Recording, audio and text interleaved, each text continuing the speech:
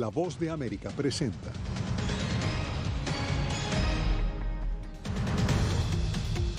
Policía de Texas recibe críticas por su respuesta a la masacre en Uvalde mientras la comunidad vive su duelo.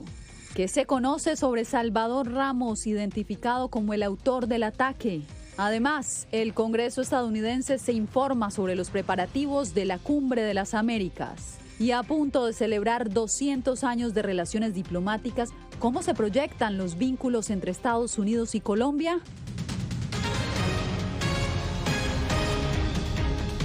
Bienvenidos, comenzamos las noticias con el homenaje que a esta hora reciben las víctimas del tiroteo en la escuela de Uvalde, Texas. Una tras otra, llegan personas de todo el país para rendir sus respetos y en el lugar está Celia Mendoza. Nuestra enviada especial ha podido presenciar las críticas que ha recibido la policía por su respuesta a la masacre. ¿A qué se deben los señalamientos, Celia? Realmente a la falta de información y también información que no fue correcta. Hoy se dio una conferencia de prensa para clarificar, por ejemplo, que el atacante no lo trató de parar ningún oficial. Esto hasta ahora no se había sabido. Inclusive ahora nos indicaron que tomó 4 minutos para que llegara la primera unidad que respondió a este ataque. También se habló acerca del tiempo y cuánto duraron las autoridades tratando de negociar con este hombre, quien al final simplemente no les puso atención. Muy triste, I lost my baby girl, I lost my baby girl, I lost my baby girl.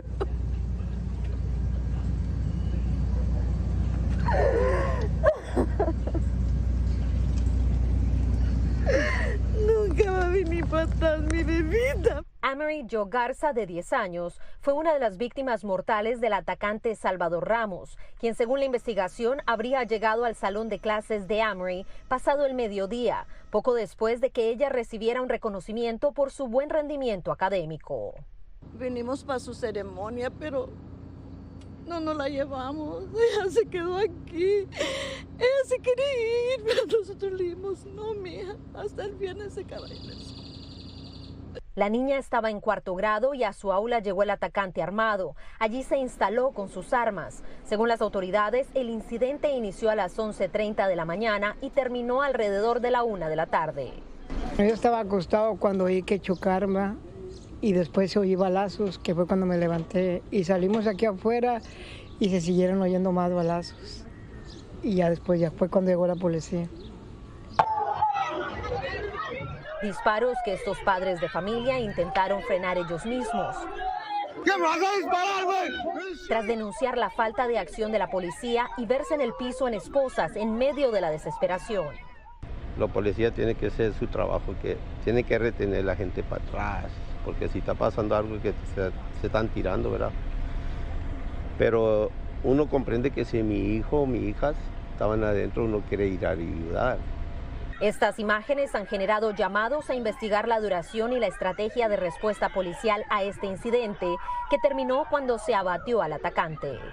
Mientras tanto, esta abuela adolorida ruega que algo cambie y que se controle el acceso a las armas.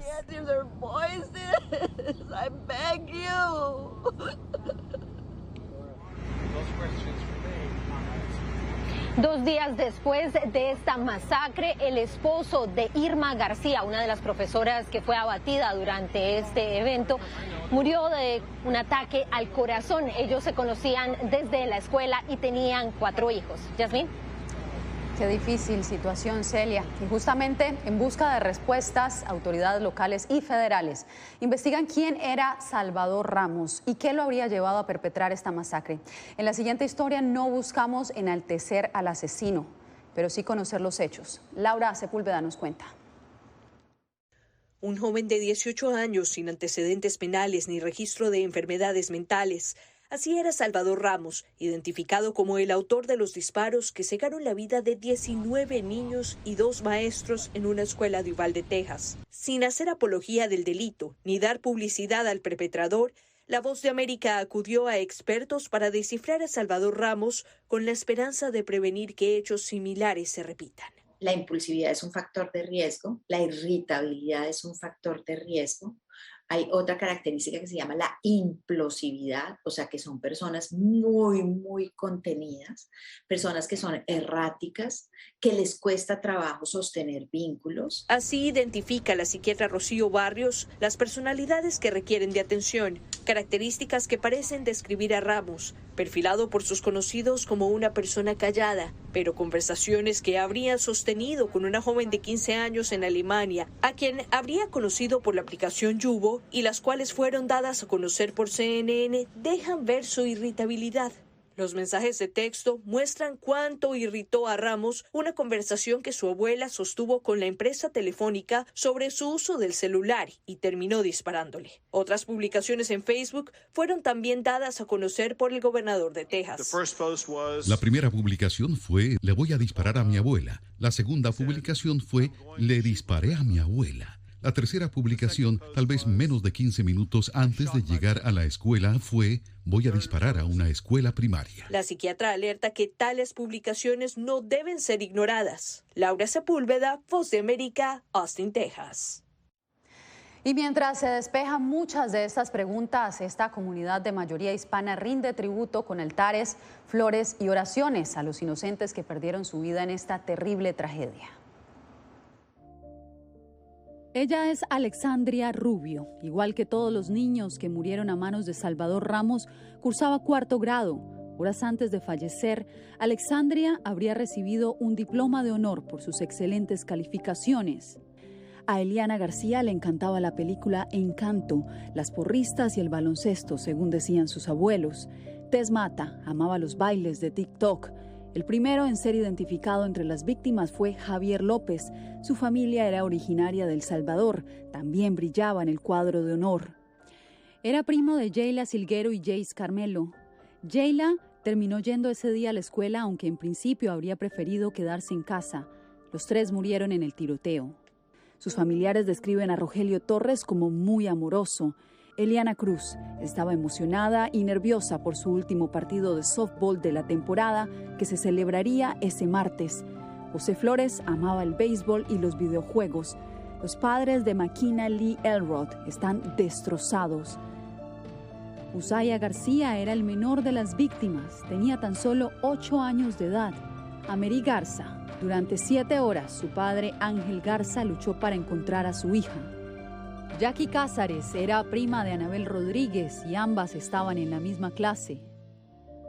Alicia Ramírez ayudó a una pareja a superar la pérdida de su hijo, quien era su mejor amigo.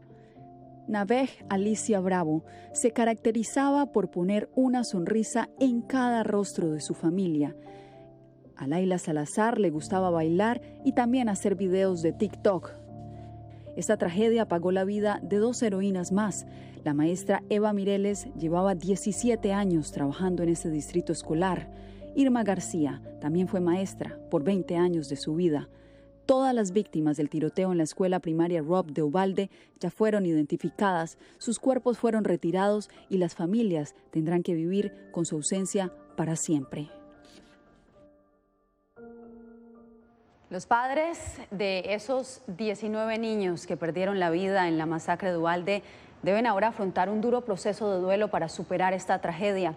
Anthony Belche habló con algunos expertos sobre el impacto del ataque en las familias de las víctimas y en sus comunidades. La tragedia de Uvalde ha impactado de lleno en todo Estados Unidos, pero sobre todo a los padres de los 19 niños que perdieron la vida a tiros en la escuela. Ellos ahora deberán empezar un duro proceso de duelo para superar, en la medida de lo posible, esta pesadilla. Perder un hijo es una de las cosas más grandes y perderlo de una manera tan violenta e inesperada es realmente de consecuencias catastróficas. Un proceso de 5 etapas: la negación, la depresión, la ira, la negociación y al final la aceptación. Aunque en muchos casos los padres pueden sentir culpa al pensar que las cosas hubieran sido diferentes si hubieran escogido otra escuela o se hubiesen mudado a otra ciudad. Ese sentimiento también forma parte del proceso de duelo.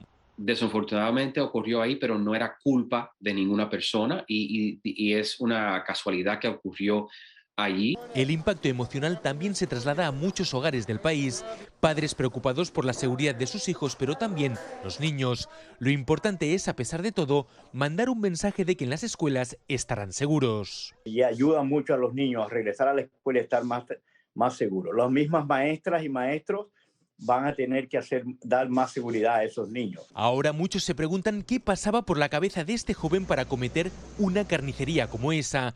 Muchas incógnitas que aún no tienen respuesta. Todavía no sabemos muy bien de qué sufría, si tenía problemas, por ejemplo, de depresión, de ansiedad, si tenías un psicosis, esquizofrenia, si era bipolar. Los expertos recomiendan que ante cualquier síntoma de depresión o ansiedad severa, lo mejor es acudir a un profesional de la salud mental. Anthony Belchi, Voz de América, Miami. Hacemos una breve pausa y volvemos con más información aquí en El Mundo al Día. Toda persona que está al mando de un avión o de una embarcación tiene obligación de rescate, de salvamento. Y es simplemente esa empatía con la humanidad, es decir, tener que asistir a esa gente. 10.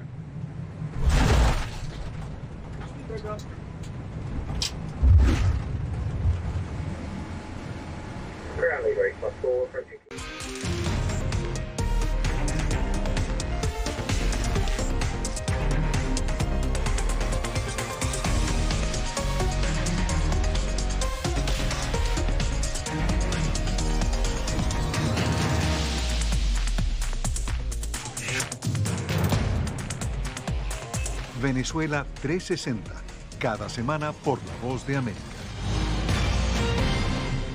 ¿Qué tal? Desde Washington comienzan las noticias en El Mundo al Día. Día a día, desde la capital de Estados Unidos y donde se producen las noticias que más te impactan. El objetivo es llegar al otro lado de la frontera para pedir asilo. La Voz de América te conecta con El Mundo al Día, los hechos más allá de la noticia, para que tomes decisiones bien informadas, en el lenguaje que quieres, donde quieras y como prefieras. Conéctate con El Mundo al Día.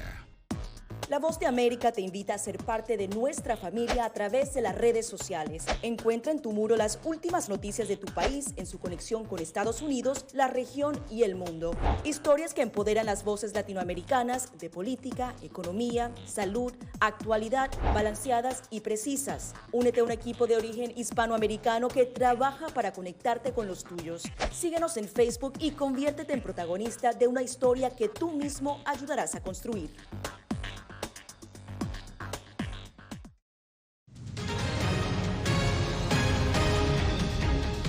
La incertidumbre sobre la lista de invitados continúa opacando la agenda de la Cumbre de las Américas a solo días del evento. Durante una audiencia en el Senado, un diplomático estadounidense descartó la participación de algunos países. Este jueves, el coordinador nacional del foro auspiciado por Estados Unidos puso la pelota en la cancha de la Casa Blanca sobre la posible invitación de un representante del gobierno cubano. Esa será una decisión que tendrá que tomar la Casa Blanca. El presidente cubano anunció el miércoles que no participaría en la cumbre de Los Ángeles. Olvídense. Uniéndose a la misma posición de Daniel Ortega en Nicaragua. No nos interesa. El funcionario del Departamento de Estado aseguró que grupos de la sociedad civil han sido invitados, a pesar de que decenas de líderes cubanos han denunciado su exclusión. Queremos tener una participación amplia de la sociedad civil, de todos los países donde los autoritarios, donde los dictadores buscan acabar con el debate público. Interrogado por el senador Marco Rubio, el diplomático afirmó que no se espera la presencia del gobierno de Nicolás Maduro. Absolutamente no. No los reconocemos como un gobierno soberano. Pero el dilema se postra sobre la administración del opositor Juan Guaidó, a quien Estados Unidos reconoce como el legítimo gobierno de Venezuela. La pelota fue puesta nuevamente en la Casa Blanca. Esta será una decisión de la Casa Blanca, señor. Tanto el presidente cubano como Nicolás Maduro no descartan que su protesta sea parte del foro. Diga lo que diga el gobierno de los Estados Unidos, allí estaremos con nuestra verdad. México, que lidera la campaña de presión a Washington por una cumbre con todos los países del hemisferio, no decide aún si el presidente Andrés Manuel López Obrador estará presente. El mandatario brasileño Jair Bolsonaro despejó las dudas al confirmar su asistencia y adelantó que sostendrá un encuentro con el presidente Biden. Expertos han criticado la falta de organización de Estados Unidos. Otros, como Brian Winter, lamentan que la lista de invitados se haya convertido en una distracción. Ahora muchos dicen que el objetivo principal de la cumbre es solo sacar la foto de los líderes presentes juntos. Y eso sería una pena, porque hay mucho por hacer. Para ampliar esta noticia, en Washington hacemos contacto en vivo con Jorge Agobián. Jorge, ¿qué ha dicho la Casa Blanca? Yasmín, esta misma tarde la secretaria de prensa de la Casa Blanca aseguró que siguen trabajando en la lista de invitados y que están considerando invitaciones adicionales para la Cumbre de las Américas, que ocurrirá en 13 días. La Casa Blanca está contra reloj para dar a conocer esa lista formal de quiénes son los invitados. También dijo la secretaria de prensa de la Casa Blanca que darán a conocer esta lista cuando sea apropiada o cuando la lista esté completa. Esto lo dijo esta tarde desde la Casa Blanca. Al mismo tiempo, funcionarios de la administración Biden han dicho que hay 4 pilares de contenido de esta cumbre, entre ellos la firma de una declaración de migración regional de la que esperan forme parte el presidente de México en esa cumbre, pero no se sabe todavía si asistirá el presidente López Obrador. Y otro de los temas principales será el tema de cooperación económica y también de salud pública tras la pandemia de COVID-19. Era Jorge Agobián informando desde la capital estadounidense. Gracias, Jorge.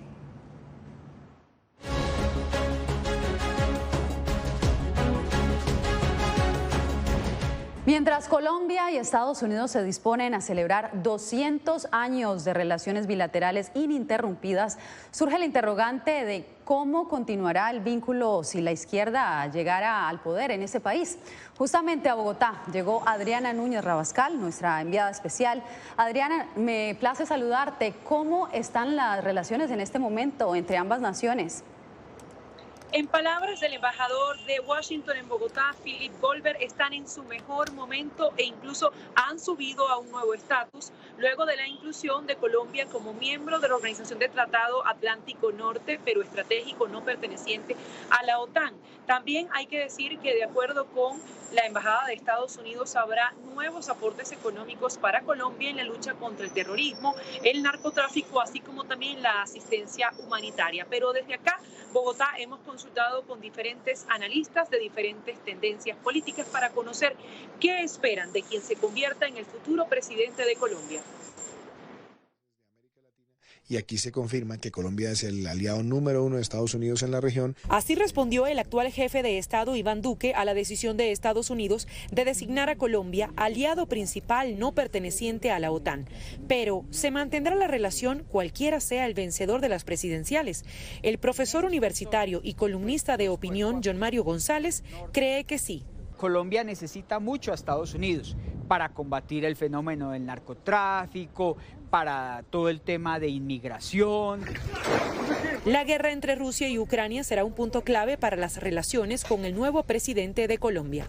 Si bien la mayoría de los regímenes en América Latina en este momento son de izquierda, en el momento que lo requiera, Estados Unidos puede apretar las tuercas y exigir más de colaboración del cualquiera de los gobiernos en América Latina. Los analistas consultados no ven mayores cambios en la diplomacia si gana el aspirante del Centro Democrático Federico Gutiérrez, pero encuentran matices de resultar vencedor Gustavo Petro, porque por primera vez la izquierda gobernaría Colombia. Lo primero es que aspiraríamos que institucionalmente se mantengan.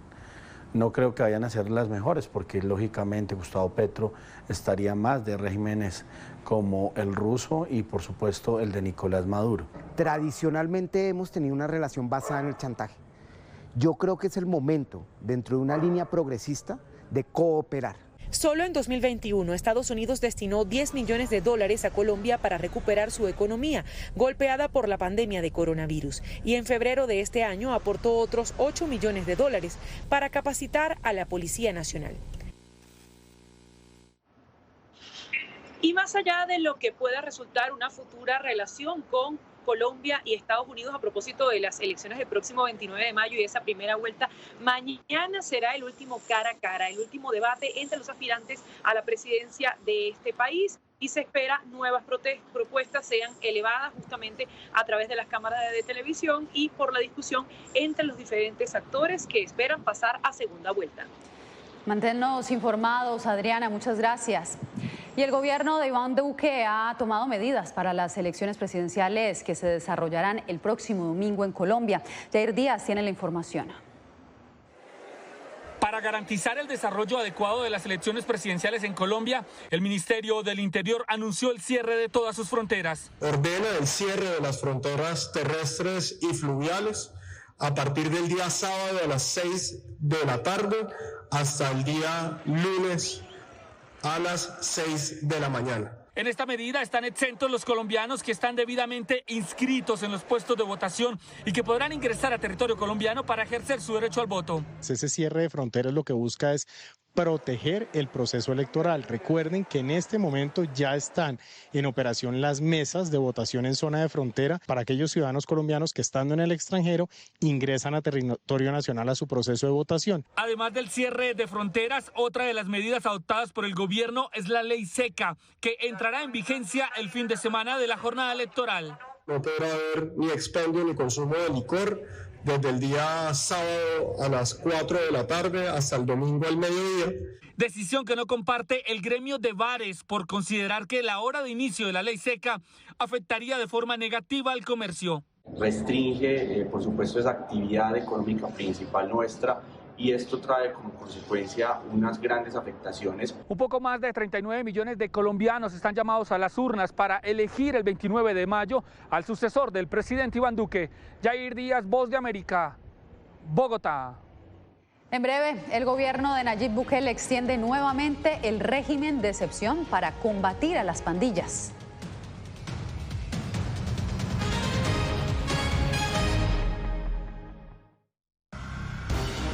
Actualidad. Nos vamos a ver otra cepa nueva y otra cepa nueva. Análisis. En realidad, mucha de esta gente va a quedar parada de nuevo y va a ser una tragedia humana. Debate. Dejen la obsesión. La obsesión la tienen ustedes. Con la información más allá de los titulares. El tema energético es algo que se está analizando. La inflación es un problema global. 30 y 50 metros están ya las tropas. Su respuesta, doctor. Todas las semanas por La Voz de América. Toda persona que está al mando de un avión o de una embarcación tiene obligación de rescate, de salvamento. Y es simplemente esa empatía con la humanidad, es decir, tiene que asistir a esa gente. Yeah.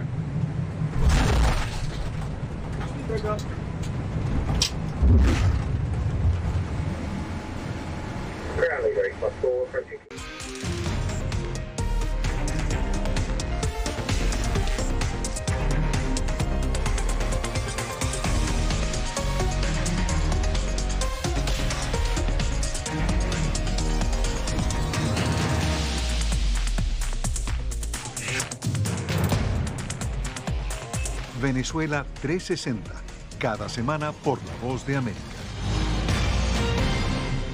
¿Qué tal? Desde Washington comienzan las noticias en El Mundo al Día. Día a día, desde la capital de Estados Unidos y donde se producen las noticias que más te impactan. El objetivo es llegar al otro lado de la frontera para pedir asilo. La Voz de América te conecta con El Mundo al Día. Los hechos más allá de la noticia. Para que tomes decisiones bien informadas. En el lenguaje que quieres, donde quieras y como prefieras. Conéctate con El Mundo al Día.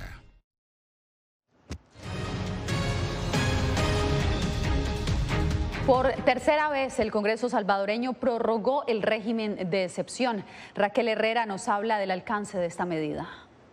35.000 capturas y en medio de señalamientos de violaciones a los derechos humanos, la Asamblea Legislativa con mayoría oficialista prorrogó el régimen de excepción por 30 días más. Derechos como la libertad de asociación, a una detención administrativa de 72 horas y la inviolabilidad de la correspondencia y telecomunicaciones seguirán suspendidos hasta el 24 de junio.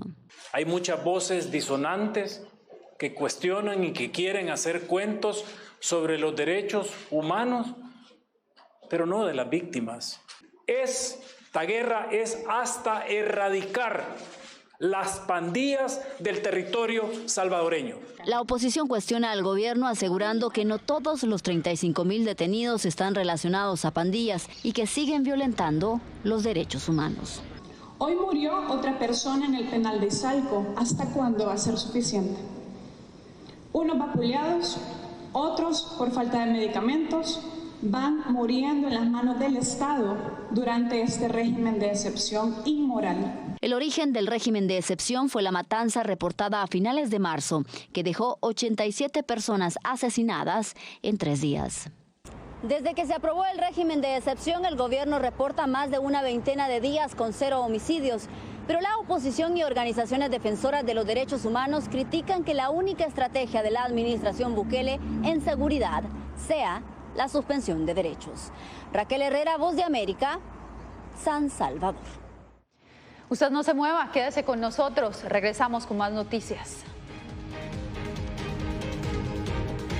Una persona que está armando un avión o de una embarcación tiene obligación de rescate, de salvamento.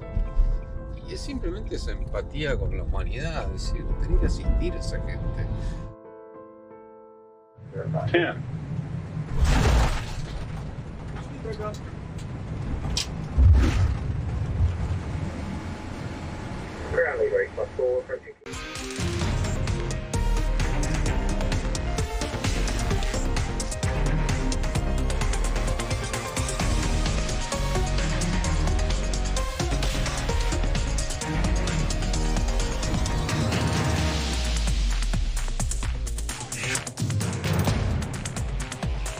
Venezuela 360, cada semana por La Voz de América.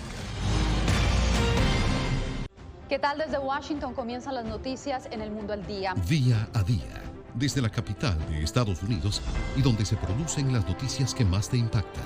El objetivo es llegar al otro lado de la frontera para pedir asilo. La Voz de América te conecta con El Mundo al Día, los hechos más allá de la noticia, para que tomes decisiones bien informadas, en el lenguaje que quieres, donde quieras y como prefieras. Conéctate con El Mundo al Día. La Voz de América te invita a ser parte de nuestra familia a través de las redes sociales. Encuentra en tu muro las últimas noticias de tu país en su conexión con Estados Unidos, la región y el mundo. Historias que empoderan las voces latinoamericanas de política, economía, salud, actualidad, balanceadas y precisas. Únete a un equipo de origen hispanoamericano que trabaja para conectarte con los tuyos. Síguenos en Facebook y conviértete en protagonista de una historia que tú mismo ayudarás a construir.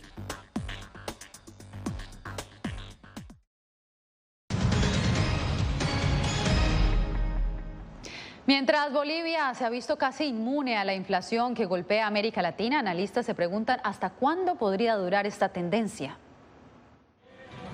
Un reciente informe de The Economist Intelligence Unit, una consultora asociada a la revista The Economist, ubicó a Bolivia como el país que mejor podría resistir o sacar rédito al conflicto en Europa. Pero el economista Gonzalo Chávez advierte que estos rankings solo muestran la selfie y no la película. La inflación relativa realmente es muy baja en Bolivia.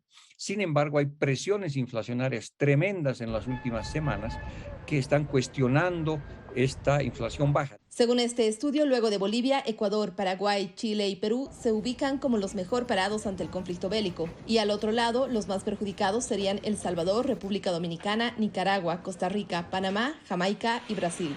El presidente Luis Arce se ha mostrado muy optimista y en una polémica declaración dijo además que la posición que asumió Bolivia en Naciones Unidas al no votar en contra de la invasión rusa a Ucrania ha sido favorable respecto a la estabilidad económica del país. Y nos muestra más bien como país soberano, no alineado con los intereses del imperialismo.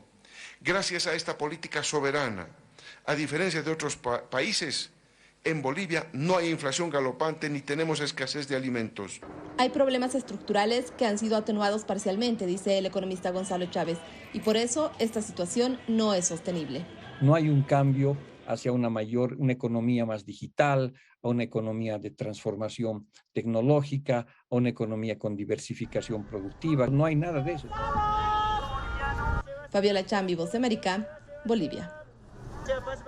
Cerramos esta misión con esta imagen, 21 cruces a las afueras de la escuela primaria Robb en Uvalde, Texas. Cada crucifijo representa a los 19 niños y 2 maestras cuyas vidas se apagaron después de que un joven de solo 18 años entró a su salón de clases y se atrincheró con rifles de asalto para cometer el que es hoy el tiroteo escolar más mortífero de los Estados Unidos en casi una década.